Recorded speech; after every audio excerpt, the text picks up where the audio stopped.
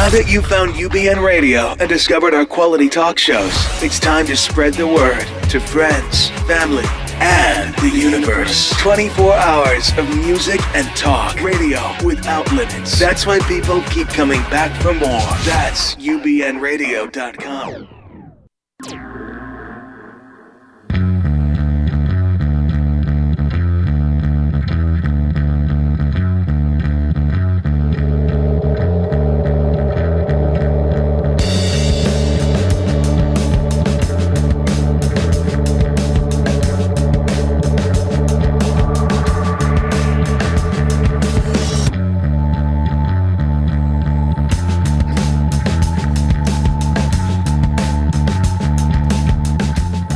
Welcome. What's up? What's welcome, up? Welcome.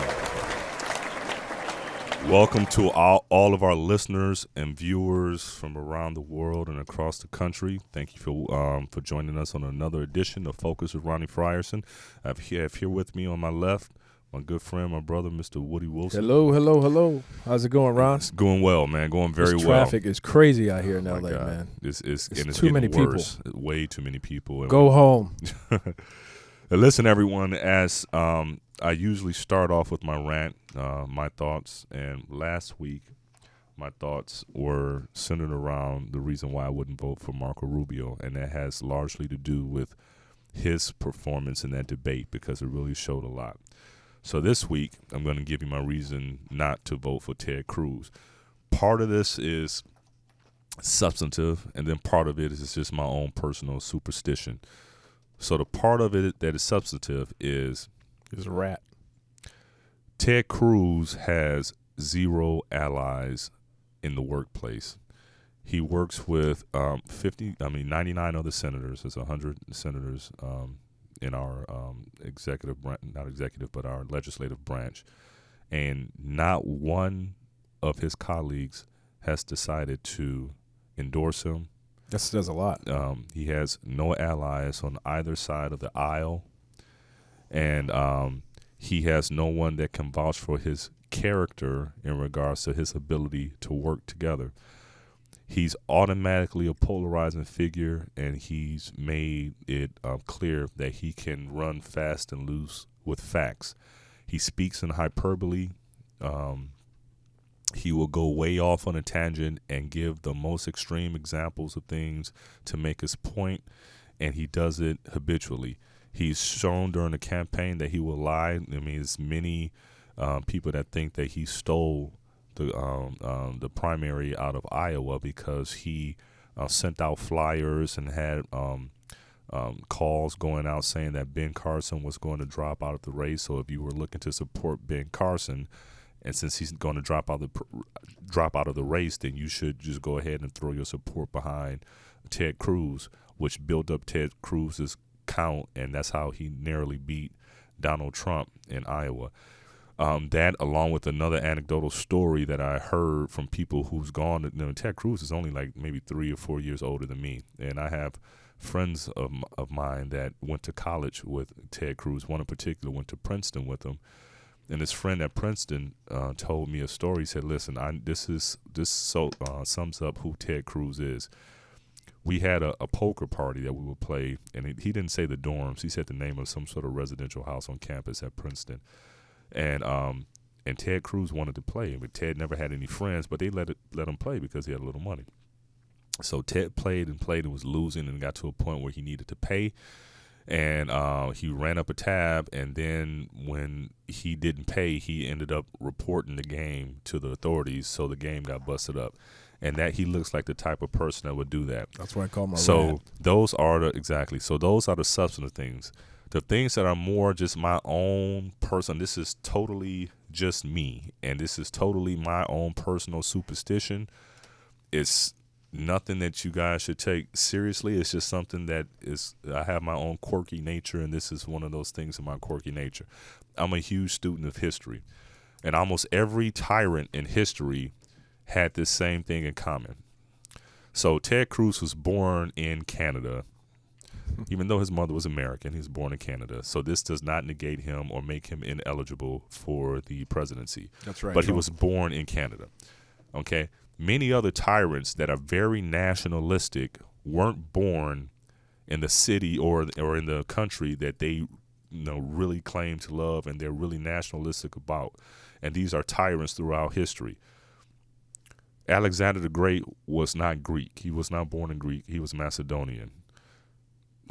And I'm going out on a limb here, okay? So I'm not saying he's any of these people. It's just my own personal superstition. So I want to really make that clear.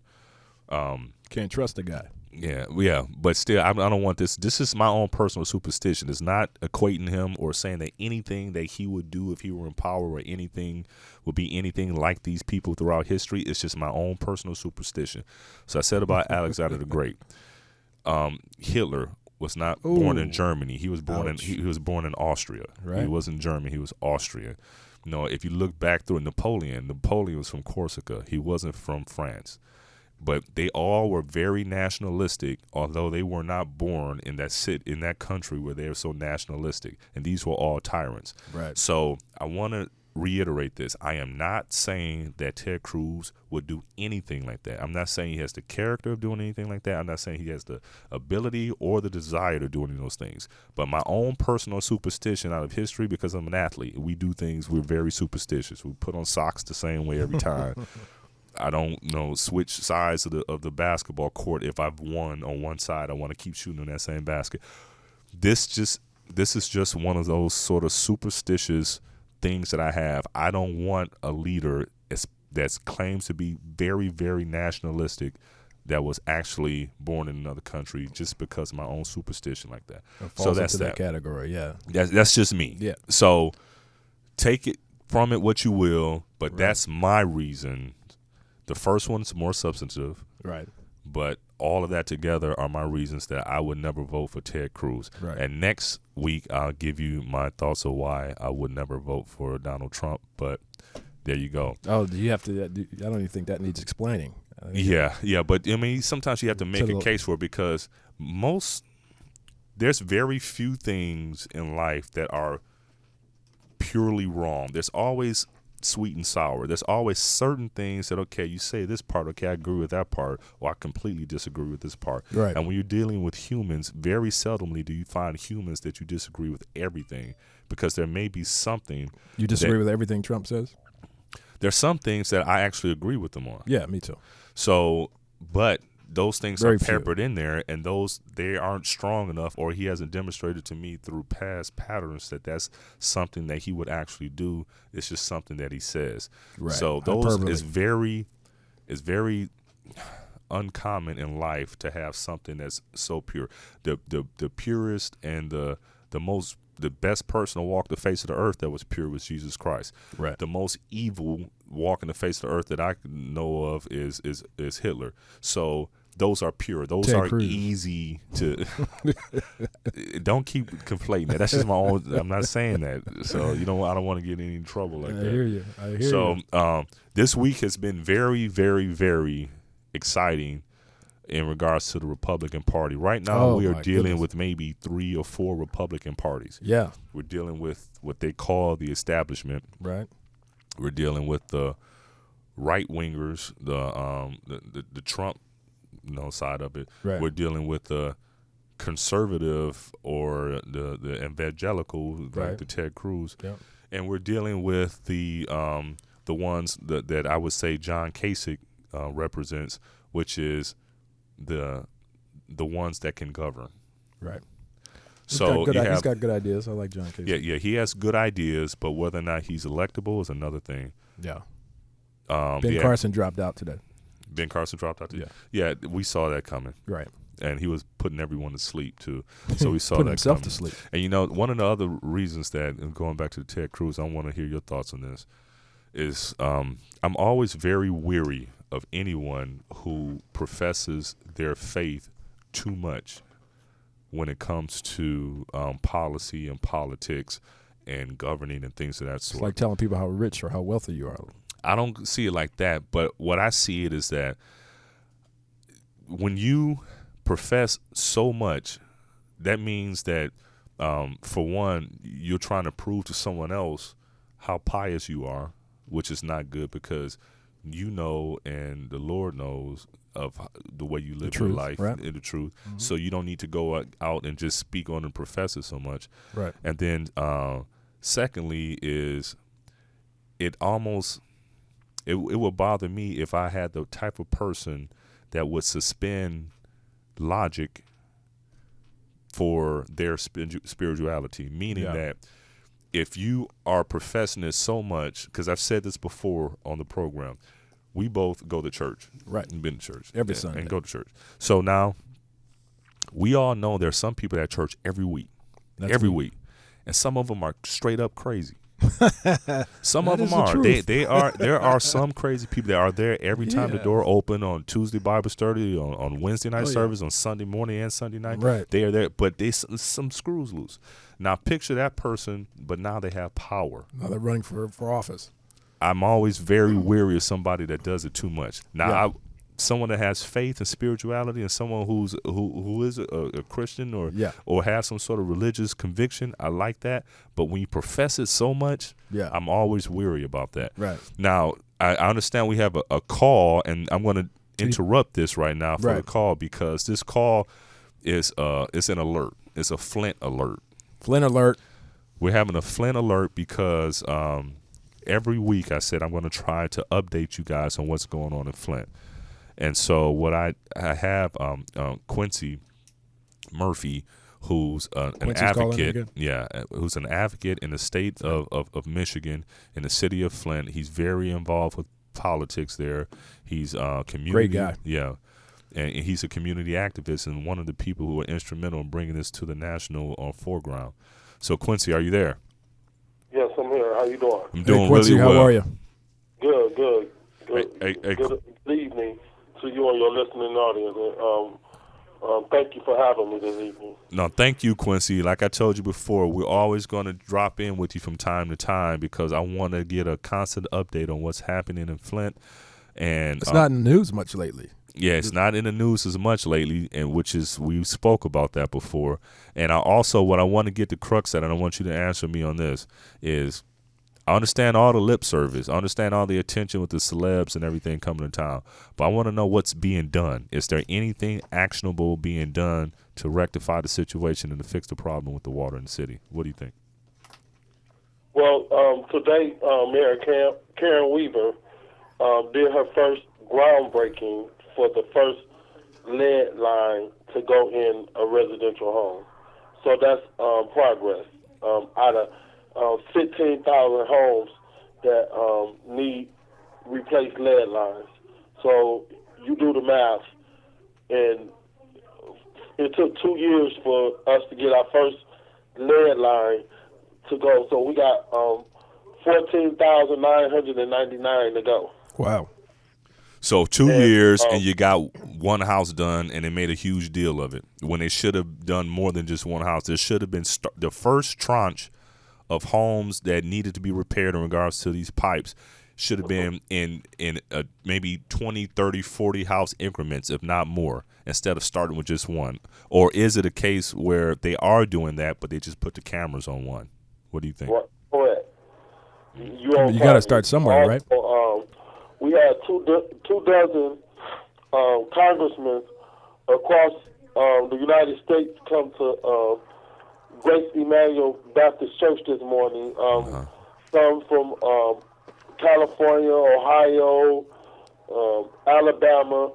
They came in to have a town hall meeting this morning. I attended that with them. Great. And like you said, a lot of cameras, no action. But on March the 17th in Washington, D.C., they have subpoenaed the governor. Good. Nice. And the emergency manager, Ed Kurtz, to come to testify under oath on the water crisis, because I don't know if you guys have been following, but there have been more emails released from the governor's office that they've been knew about this lead crisis. Okay, give me before you skip over that. Give me the gist, like in a nutshell, of what is coming out with these emails. Is it damning to the government, or is it kind of going along the lines where they're saying they didn't know? Tell me what's going on with the emails. Well, they knew. in the email what was going on. So they knew before they said they did. They sent water bottles to the Department of Human Services last year, January of 2015. They knew in January the 14th, probably in August of January of 14, of the lead. Yeah. The high concentration of lead in the water. Yeah, I'd read about that, yeah. So they knew, and they were protecting themselves and not the citizens. Well, he got rid of those who knew, but they report to him. Now, remember this. Now, tell me this, Quincy. At one point during one of our conversations, we spoke about a petition that was going around to have a recall of the governor. Yes, I am one of the lead organizers. Me and Pastor Burlock, we are the two lead organizers for the recall for the state of Michigan. We just did our press conference last Monday at House of Prayer. We are launching our recall effort on March the 27th. We got 180 days to get 790,000 signatures. But within that 180 days, the governor changed the law. It used to be you had up to 90 days to get signatures. But up under the administration of Governor Snyder, he changed that law to 60 days. So he made it much harder for us to get signatures. And this happened back in 2000, I want to say in 2013, 2014. So what that 180-day window is we have 60 days from the time that the language is approved, and the language just got approved on February the 27th, if I'm not mistaken. Okay. We have 180 days within that time that they approve the language to collect close to 800,000 signatures. 800,000 signatures. Only 60 days within that window of the 180 days. So whenever you get that first signature, you have to get, that's when the 60 days start. So if I say right now, if someone say they want to sign a petition right now, and there's only 2 or 3 people out there who want to sign a petition for that day, that's not going to help us. We have to build our volunteer and our organization base to getting 16,000 signatures a day. Okay, now check this out. Now, in regards to the signatures, these have to be old school ink to paper. And the criteria to be able to sign your signature has to be a Michigan resident, correct? Correct. So it can't be an online petition where everyone. That's what I'm getting at. There's no way you can have it's some way put it online. No. Okay. Because I've seen those online petitions. Yeah, and online petitions and online signatures. Right. If you see any of that going on in Michigan, talking about signing an online petition to recall governor, is fraudulent. It's not valid. Okay. Well, hey, listen, I don't have much time today, Quincy, but I told you I'm going to keep trying to get in with you and picking your brain for your knowledge. We are very thankful and grateful to you. I've gotten on the street here in L.A., when I'm out and about and people listen to the show, they really appreciate the fact that we bring some information about what's going on in Flint to the fore, and we have to thank you for giving us that information. You're doing a great job out there, man. We appreciate you. And thank your listening audience for tuning in, and keep us lifted up in prayers. Absolutely. All right, you take care. All right, Quincy. All right, you too. Have a good weekend. All right, take care. Wow, that's deep, man. I can't believe this is still going on. I mean, isn't it funny how the media will just take the spotlight off of situations like this? This is more important than Romney and Trump going at each other on national television. These folks are really suffering down there. This is the deal. Our media is still for profit. Oh, absolutely. And so you get more eyeballs and more viewers and more advertising dollars that will go towards the horse race, which is our presidential election, which is very, very important. Yeah. But you think you would find some bandwidth in there, right, wherein you can get some substantive information in there about what's happening. You got to go to PBS for the truth. Exactly. So anyway, so along with that, when I say along with that, I'm talking about the whole media thing. Yeah. So I got an alert, my little CNN alert, letting me know that they found a knife or something about OJ. It's not the knife. It's the wrong knife. This from the Golden Child. From the Golden Child. You remember, huh? Yeah. Give me the knife. Well, that's not it. But isn't that crazy how much attention okay, first of all, this police officer, there's a construction worker at OJ's property.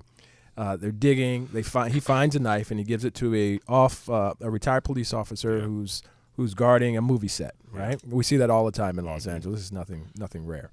And so the police officer takes a knife and the guy explains to him that, hey, it's from OJ's house in the ground. We dug it up, and he puts it in his pocket and he never tells anyone. 20 years later, here it is. All of a sudden, he decides to say, hey, oh, by the way, I have this knife that was dug up in OJ's yard. And I think he thought it was going to be some sort of souvenir that he could get some money on or something, because it's a retired cop that did that, right? It's a retired cop, yeah. Yeah, well, I think that this goes back to the entire OJ thing, and we're not going to stay on this long, but this is one of the reasons why. He did it, by the way. Yeah, and we can say that now. See, a lot of people that aren't African American don't understand the whole dynamic about OJ, and in the greater sense of things, at the time, many black people just wanted him to get away care. with it. Yeah, and we just this wanted to is see why, a black man get off. Because for years, if you look at what happened with Emmett, for years, for generations, there have been so many black men that have been killed by the police, that have been maimed by the police, that people have been just lynched. Starting to learn about. Emmett Till, kids, it's happened for years. Yeah. And this was the first time that we could think of on a national scale, right, where it's visualized by everyone on TV, that you saw. Now it was someone that could use their rules that have been used against us for so long, use it against them. Yeah. No, so because of that, it was deeper than just OJ. Right. Now, because we had made no progress since then, and enough time has passed, and some of that anger in your gut because you know how you've been wronged over the years. Right. Some of that has gone down a little bit. Right. So now we can say, looking from a distance, it ain't about OJ. He's stupid. He's crazy. He's, forget OJ. Yeah. But at that time, especially at that time, coming off with the Rodney King deal, right, and with the stuff that was happening here in L.A. Police would set you up. They would plant blood and gloves and all that. That was our reality as black men in America. Exactly. So when Johnny Cochran, which was infamous or genius, however when you look at it, when he was talking about, the white supremacist Mark Fuhrer, I think that was his name, and speaking about the gloves didn't fit and planting evidence, that's been a part of our view of many in law enforcement for generations. So that was not a hard thing for us to imagine. And as a matter of fact, most of us know, if not directly, have been involved in something like that. Exactly. And so all of this just kind of baked into the cake. You just projected all of that stuff on yourself and your own experiences as a minority. That's why it was a victory for us. Not that we didn't believe OJ. We didn't really care if OJ did it or not. But the fact that it was what it represented. It's what it represented. But this is the sad part about it. Is not that we didn't care, but the sad part about it is that during that time, the real victims, his ex-wife and that gentleman, Ron Goldman. Yeah, Ron Goldman. They were the real victims, but they were almost like afterthoughts because of all of the stuff that we had been through. We didn't really think about the victims as much as we should have, because OJ was the victim in that story. Yeah, not just OJ. I think that each of us as a minority community, we put ourselves in OJ's shoes based on the experiences that we had culturally, and so now it's almost like a proxy war.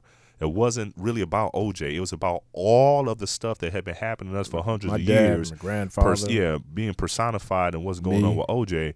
And the sad part about that is that it made us blind to the actual facts and reality that this dude may have done something that's completely heinous Yeah. and unforgiving, and he's not going to pay for it because, and then it's that moral equivalency Yeah, it was an that ugly we time make in our America. mind subconsciously, like, well, there's been so many people of our people that have been killed and nobody's paid for Right. it. Nobody So cared. it's really ugly, and it's just a dark time Dark time in in our America, culture, yes. and I'll be glad when we completely get over it. And OJ, I mean, he's dumb, and he got what he had coming to him. He got off for murder and then went to jail for something else stupid. So And I feel like Trump is building up rhetoric in terms of race, kind of race rhetoric. Did you see the girl that was at the rally and they pushed her out, the black girl? not as yet. Oh, they were just, shoving her like Yeah. it was ridiculous. But anyway, did you see Romney? Of course, you heard how Romney. Can we play that little part about Romney and Trump? All the negative things he had to say about Romney. Well, the thing about Romney is that I think that a lot of I got a little clip. and the guy's name was Mark Furman. It wasn't Mark Fuhrer. Furman. I said Mark Fuhrer. I'm all crazy now. Yeah, he Like was. Furman. Well, He said, "I never said the N word." They had him on exactly. tape. Now, the thing about Mitt Romney, and I was going to ask you what you thought about him kind of chiming in on the presidential primary. I feel bad for contest. I don't feel bad for Trump, but I think that this is just At that moment, I This is, I think someone else said it. This is chickens coming home to roost. Ah, that For sounds the familiar. For the longest time, the Republican Party, because they are a shrinking party, because of their policies, what they've been doing is that to keep themselves relevant, and they have to almost co-opt certain darker elements of our electorate, of our citizenry, in order to get enough numbers and enough votes for them to stay in power. Mm-hmm. Because for the most part, they are relegated to being a rural and southern party. Right. Now, there's either when you say the establishment, it's the rich Republicans that want taxes to be low because it's only going to benefit them. And so some people in the working class, they will vote against their interests and vote Republican, even though the way that things work, trickle-down economics does not work. But they will get those people to buy into that idea, saying that if I'm rich, you will be rich too. But they're doing away with all those avenues wherein you can get rich or become wealthy or whatever. And so then what they'll do also is they'll play these little culture war games. We're ultra patriotic. So if you're patriotic, you need to be with us. Yeah. We don't like the government. When really they just don't like taxes. But we don't like the government. Nobody likes taxes. But if you're Right. poor or working class, you filling out a W-2 like everybody You're else. talking about the Republican electorate? Yeah. Uh-huh. So what they do, they go to the base element, and then some of them, not all of them, but some of them kind of appeal more to the racist element of Right. our culture. That's all they have is the Republican Party. And they get those people to work. And Yeah. then what they try to do also, which Reagan did beautifully, is try to co-opt the conservative or the evangelical movement, Right. saying that we are going to be the most righteous one. So they try to divide us instead of being a big tent. And so, like I said in the beginning of the show, so now it comes down to the point that we have basically 4 Republican parties. And it's all represented by what you see. If you said 4 Republican parties, We have 4 Republican parties the that are trying nominees, to divide, you with said. the nominees representing a certain portion of what this fraction is. Some of the wedges are wider and deeper than others, but there's still 4. Cruz evangelical. Cruz is like the evangelical wing, Right. and Rubio is the quintessential establishment that he's going to be Right. there, but big business is going to tell him what to do. Right. Kasich is the more moderate, Right. this Yep. governing moderate, and Donald Trump is that fly by the handle, Yeah. right wing, NRA. culture wars, Yeah. all that type of Yeah, stuff. yeah. And they are trying to decide which one of these different factions of their party is going to be the predominant face of that party. Well, they want Rubio to be the guy. Now, Because- Rubio's not going to. He doesn't have. He's not getting enough delegates. So now they're looking at Cruz, the reason why they want which they Rubio don't even like. exactly. They're so desperate. Well, this is why they don't like Cruz, because although Cruz is wacky to me, he still has his vision. It may be the wrong vision, but he has his Right. vision, and so he will buck their system for his vision. Same thing with Trump and Kasich as well. Rubio, they like him because they can guide and Rubio, mold they him. want Rubio. They prefer Rubio. Because they can guide and mold Rubio, because Rubio Right. is essentially, and I hate to say it because he's an accomplished young man, but he's somewhat of an empty suit. Yeah. And so he'll do whatever the advisors or the higher ups tell him to do. Exactly. And that's why Donald Trump calls him Little Marco. Yeah. So that's why this is one that's malleable. This is one that's flexible. Little Marco. That's what. Yeah. That's what I like about Trump. He just those one-liners. Their debates are He said- embarrassing. it was hilarious. It was a joke. It is. And then I don't know how I feel about the downplay of Donald Trump by Mitt Romney. I don't think it's too little, too late. Number one. Number two, it just kind of brought him into the whole name game. Yeah. And he must be looking. I mean, I don't know if they're going to have a brokered situation. A broker convention. Broker convention, but I think Romney is vying for that position in a broker convention. Mm-hmm. Well, the thing is with with Mitt Romney, all we got to do is you just go back and YouTube the debates between Mitt Romney and President Obama. President Obama won that because he was better suited to be president. The Republicans hate hearing that because for whatever reason, they just do not want to give President Obama his Any due. props. Right now, if you listen to the Republican and even to some extent Bernie Sanders, but if you listen to the Republican, they think that America is going to hell in a handbasket. The job numbers came out today. This month, I have it written down here. 5%? There were 240,000 jobs, new jobs were created this month. Wow. We are at 4.9%. 4.9? 4.9% unemployment. That's if any crazy Republican good. administration had that unemployment percentage and those job numbers and growth for 1 month, they would be Singing their saying own how praises. they were calling him the next Ronald Reagan. Right. But because they just don't like the fact that this man is doing it, Right. and this party Save is the auto doing industry. it. Yeah, they live in an alternative universe. So what they do is these candidates, they paint the picture like we are just glum and we do have issues and have problems. And the administration would be the first to admit that. Everyone has problems. But if you compare that to where we were in 2007, if you in compare the last that, 8 years where we are today versus where we were back it's then. night and day. Yeah. Night and day. The stock market strong, record profits. Yeah, exactly. My portfolio looks good. Before we get, we have a call that came through. Okay, let's take this call. Caller, may I have your name and where you calling from? This is Jaway, Francis Jaway. I'm calling from L.A. My brothers, how you doing? Doing well, Francis. Thank you for calling in, Francis. What's up, bro? Oh man, just listen to this wonderful show and comment and debates y'all got going on. This is beautiful, man. What is interesting about this whole thing is, again, I always like to compare this to what's going on back home. But where's back when home? It comes to You Trump, you have to tell the family where back home is. Back home is Liberia, West Africa. Gotcha. Beautiful, beautiful I see land. as we get older in this life here in America, how close and how it resembled the politics back home is towards what's going on here. But the bigger issue here, I think, is Trump is a true representation of the Republican Party. This is what they've been breeding the entire time. Yeah. But they didn't want anybody to say anything about it. So now they got a guy who's going to come in there. Obviously, like they said, they used the term that he's a bully. He's truly a bully. And he's tapping into all those things that they've been tapping into, but using different words. Right. And that's the reality of the Republican Party. So he's brought the Republican Party out of the closet, so to speak. Exactly. He brought them out of the closet, and there's no limit. But I think the bigger issue here, from my perspective, is that, he's saying things that he is not going to accomplish.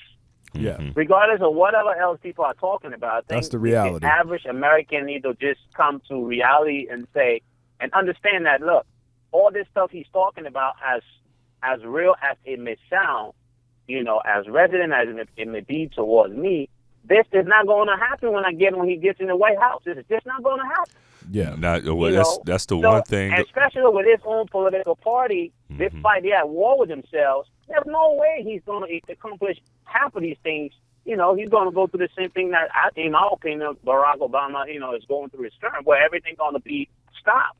Exactly. He can only veto so many things. So, that's the reality. I think we need to figure out what's going to be real with regards to what candidate will be to accomplish stuff within the establishment, whether it's Democratic or Republican, and try to figure out how that's going to really benefit us in the future. Because all this is just rhetoric at the end of the day. It's all rhetoric, and it's so embarrassing, man. If you can't it's really govern, it's embarrassing rhetoric. to see this on TV. We with you, brother. Thank you for calling in, Fran. you, Always Fran. appreciate Yes, it. And let's get together sometime soon, brother. All right, bro. You guys have a good one. All right, take care. man. Take care. Enjoy your weekend.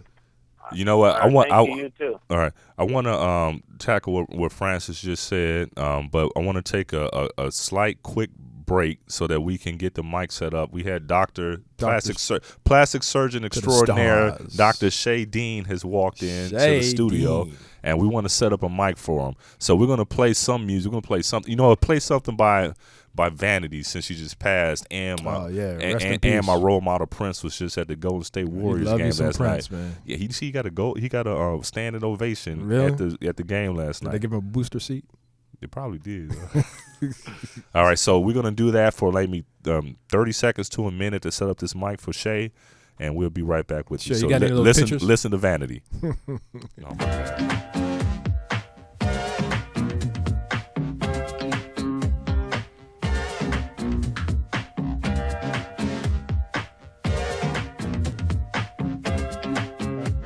That's right, pleased to meet you. I still won't tell you my name. Don't you believe in mystery? Don't you wanna play my game? I'm looking for a man to love me like I've never been loved before. I'm looking for a man that'll do it anywhere, even on a limousine war. 'Cause tonight I'm living in a fantasy, my own little nasty world. Tonight, don't you wanna come with me? Do you think I'm a nasty girl? Tonight, I'm living in a fantasy, my own little nasty world. Tonight, don't you wanna come with me? Do you think I'm a nasty girl? I guess I'm just used to sailors. I think they got water on the brain. I think they got more water upstairs than they got sugar on the candy cane. That's right, it's been a long time since I had a man that did it real good. If you ain't scared, take it out. I'll do it like a real live mystic girl should. Tonight, I'm living in a fantasy, my own little nasty world. Tonight, don't you wanna come with me? Do you think I'm a nasty girl? Tonight, I'm living in a fantasy, my own little nasty world. Tonight, don't you wanna come with me? Do you think I'm a nasty girl? Da da da da.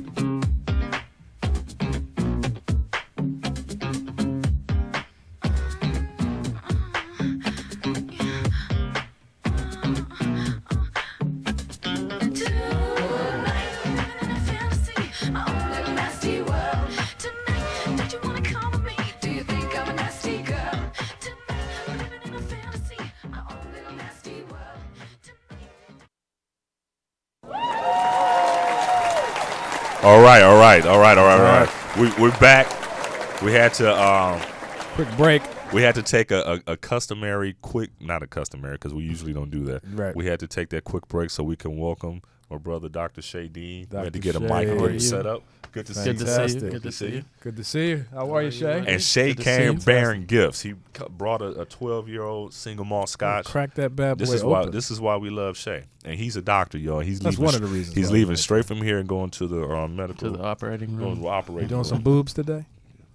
Some Oh yeah. breasts? So hey, Woody, tell that story. Oh, about okay. Shay So, really fast. so Ron arranged for us to go to Flint, Michigan, to talk to a group of children. That was arranged by the local government there. We were very excited about it. So it was me, Woody Wilson, Malik Yoba, Shay Dean, Ron Frieson, Francis.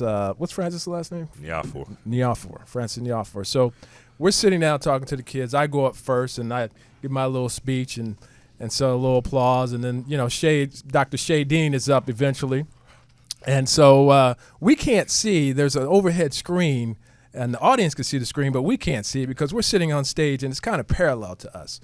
So all of a sudden, we're looking out in the audience, and the kids, their faces are, and Shay's going through his, I'm Dr. Shay Dean, and I'm a plastic surgeon in Beverly Hills, and I specialize in these surgeries here, and the kids' eyes just popped out of their heads, and we're sitting there wondering what's going on. So we all had to bend forward and look up on the screen, and he had the most beautiful breastises. He had naked breasts, and the kids. So like Woody explained, so we're all sitting. And we're looking at the audience, so the kids are looking at we our don't know what's faces, going and on. the screen is behind us. Yeah. And so we don't see what's on the screen. And Shay at the time is at the podium, a little bit ahead of us in front. So he's just talking, and then all of a sudden we see the kids' eyes just get big, and they're like mouths open, eyes are big, and we say like, what's going on? So then we look behind us, and his breasts all up there. This is an areola. And I was thinking to myself, oh my God. But Shay, being a consummate professional, was speaking in very, medical terms, trying to make it like it was a junior high sex ed. Like, remember junior high, sex ed in junior high when they talked about all the stuff you want to giggle? This is before. But it's all scientific, so you say, okay. Yeah. This is after, this is before. I've increased the areola. But you told me you wanted to inspire the youth. You got them inspired. You probably inspired teen pregnancy. That's probably what you did. Right. You probably inspired teen pregnancy. We want more doctors. We want more doctors. Yeah. Well, you had them playing doctor afterwards. Right. Well, it was a great presentation. It was a great presentation. So what's going on with you, Shay? Not much. Just getting ready for grand opening of my new office. Hopefully new surgery center, huh?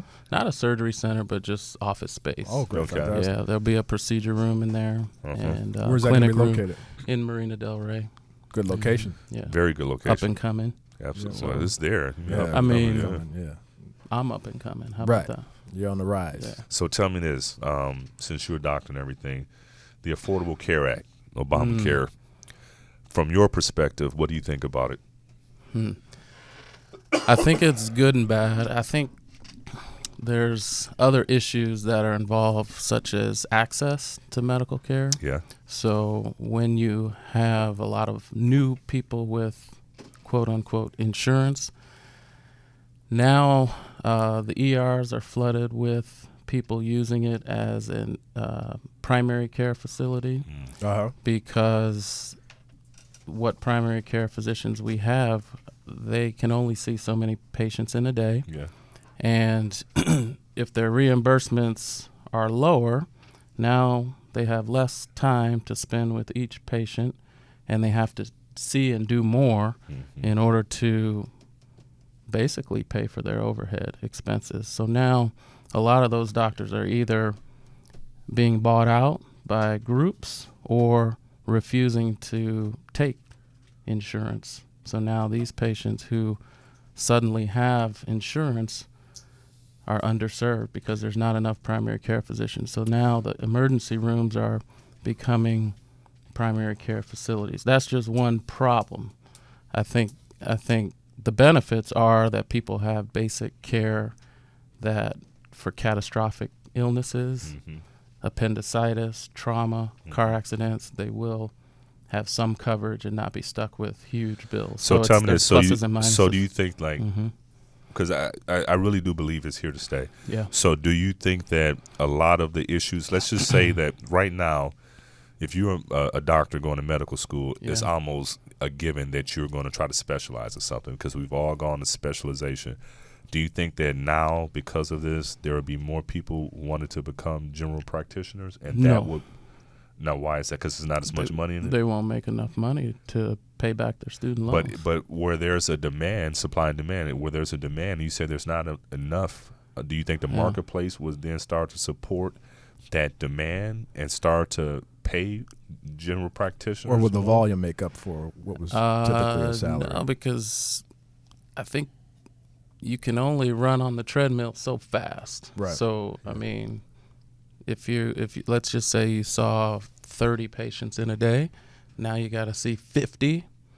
I mean, who wants to work at that pace for less money? Yeah, but that lends to the same argument about supply and demand. So that would drive up the demand for a general practitioner, and if you're in high demand, won't that affect the wages?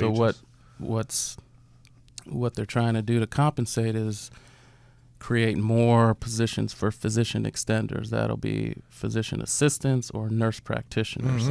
So they're training nurses to do primary care. They're training physician assistants to do primary care. So now they're on the front lines, maybe in rural settings or urban settings where there's a need. Right. And then there'll be an MD overseeing some group. Is that essentially creating more jobs? It creates more jobs, but in the short term, it's created, I think, some tension amongst healthcare workers. Yeah. It's created a lot of... is it the change that's difficult? Change, compensation, yeah, student loan debt, right, Yeah, all the things, the American dream, the things that you said, oh, I want to be a doctor, which should be to help people, but at Yeah. the same time, you want to be able to pay back your student loans, student loans, which pay is your why bills. we That wasn't addressed in the Affordable Care Act, which I'd like to see, which is student loan forgiveness and or free decreasing college. the cost of medical school. Okay, training. so now all that being said, because depending on what line of medicine you go in, sometimes you can get in situations that will help you pay depending on what discipline you go in. They do But- offer scholarships for primary care. So let's assume that let's just set us to the side the whole student loan business, because that entire system needs to be reformed, period, Yes. across the board. Exactly. But in regards to healthcare specifically, so you're saying that now the doctor is being more of an administrative, where he'll come in and oversee something, and then but the nurse practitioners and those types of people, physicians assistant, they will actually do the actual work, which They'll have more Yeah, responsibility I mean- and only the more serious Yeah. so issues. they'll be the front line. Front line, Okay, correct. so let's say in anesthesia, it's been done for a long time. So you have nurse anesthetists. So they will. There might be one MD anesthesiologist that oversees 4 nurse anesthetists. Let's say in a university setting where I trained, that's how it ran. So maybe there's Registered 4 nurses.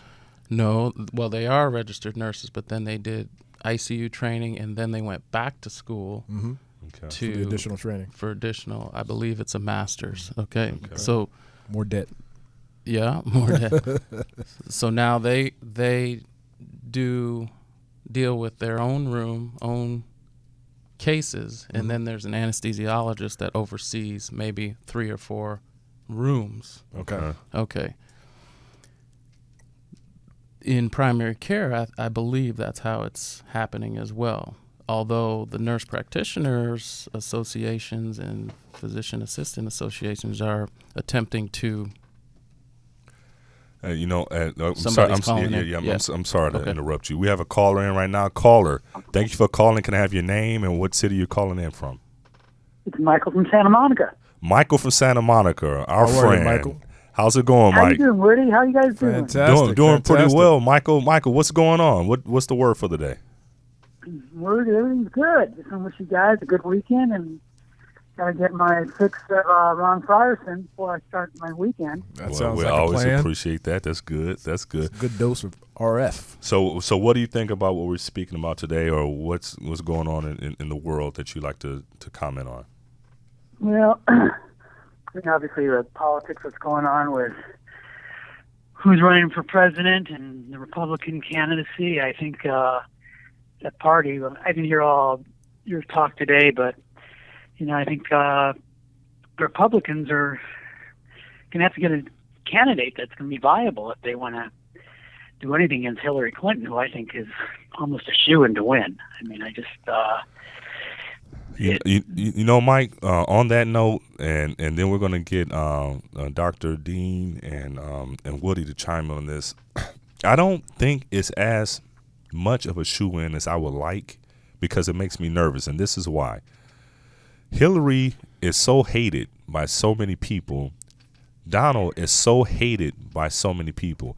Each of them will draw out a number of voters that we've never seen before, just so they won't get I don't think there will be anyone just staying at home for this election, because there are some people that said, I'm going to go out and vote because I really do not want Donald Trump to be president. And some people that say, I'm really going to go vote because I do not want Hillary Clinton to be president. Then other people would be like, I'm going to vote because I want Donald Trump to be president. And on the other side, people are going to vote, say, I want Hillary to be president. So they're going to bring out each other's base to the point where I think that we'll have a number of people vote in this election that's been almost unprecedented, Right. maybe similar to what President Obama did, but on both sides. I think it'd be closer than people are imagining. Exactly. What do you think about that theory of mine? Well, I think the minority vote's still going to vote for Clinton, and if it's all said and done, I think also her foreign diplomacy she's got a wonderful record, and I just think that when push comes to shove, that Hillary Clinton, people are going to vote for her. I think the Republicans, they may come up with a whole new candidate, Romney, for what I know, altogether. But I just can't see her losing. But I am, unless something happens, with the emails and things of that nature. But I think I spoke with you one time on who's she going to pick for her running mate. Well, I turned her down. Just so you know, and I just turned her down because we had. You're too good looking for her, man. Oh, thank you, man. Well, I turned her down because she, basically, I didn't agree with her voting to go into Iraq, and I told her I'm too principled to come and work with her. So, yeah. I mean, I know it's not going to happen, but I like Kasich. I wish you they could would be, run. Well, she wouldn't vote. Yeah, exactly. You're right, Woody. That'd be a great team. I don't know. That's a good point, though. I don't know who she would vote for. I don't know. I don't you think. mentioned to me maybe Kerry, but do you really think? I don't think John Kerry's going to do that. Yeah, I don't think John Kerry would do it either. After this point, after him being the nominee at one point, and then being the Secretary of State, right? It's possible, but I don't think so. Some other names have been floated around. One of them in particular that was. I think it's Bernie. No, I don't think it'll be Bernie either. No, it won't be Bernie. No, it was another name that I had at the tip of my tongue. General Wesley Clark. I'm not sure. So that's something to think about. But Mike, we're gonna have to cut it short because I only have a few minutes left. But I always appreciate your call. Thanks for calling in. Hey, don't stop. It's always got a great show. Thank you. You're the best. Thank you, you, Woody. much. Have a good weekend. Thank you so much. Keep this guy going, and we'll talk to you next weekend. Okay. All right. Thank you. Take care. Have a good great weekend. Shabbat shalom. Hey, so what do you think about that? Who do you think that Hillary could choose as a running mate? Dr. Shay D. Dr. Shay D. Maybe. She'd have some better breasts. I know that.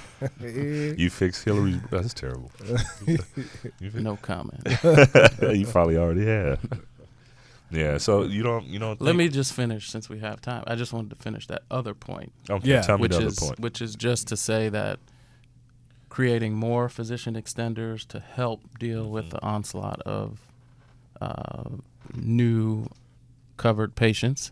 And then I think so there are some issues, but I think it's going to take 5 to 10 years for this all to get flushed out. I think in the big picture, it's a good thing for people to have coverage. I think underinsured, which means people have insurance, but their deductibles are so high. So even if you have some basic needs, you're going to have to pay out of pocket for that. Right. So it's so in the long run, you see it being a good thing. Yeah. If they make some of these changes, deal with tort reform, deal with and I think those issues will be dealt with if we get a Democrat in office to continue moving it forward. I agree. Forward. Instead of getting it turned back. Right. Well, guys, I want to chime in. Thank you, Dr. Shay Dean. Thank you. Thank you, Woody. Now, before I go even further, I have to mention before we run out of time, my primary sponsor, Javago Watches. You can take a look at it. I'm going to get a new version up here pretty soon. Javago Watches are and mine too. I gotta fine timepieces, luxury in men's and women's styles. Gift, huh? You should go to JavagoWatches.com. That's JIVAGO watches.com. Look at the style that you like on the website. You can purchase it on the website, but they are very, very expensive. But there's a way to go around that. So you look at the style you want and then go to Amazon.com, and then you can get it on at a discount if you go to Amazon. And just look at nice. So this is great. So JavagoWatches.com. So I had another call come in. I don't have time for your call. I'm very sorry. Thank you so much for tuning in. Thank you, Dr. Shay Dean. Thank you, Mr. By. Woody Wilson. Thanks for the Glenn Levitt. And every great program that we've had began, and we had got molded into what we see today. That includes Social Security, that includes Medicare and things of that sort. And I think the same thing's going to happen with the Affordable Care Act. Thank you, guys, and I'll see you next week. We didn't get to do Word Is Up this week. We'll do it next week. Yeah. We'll do it next week. Thank you, guys. Have a great weekend. And thank you for joining us on Focus with Ron Frieson. How many shows have you been on? Have a good weekend. You here every week?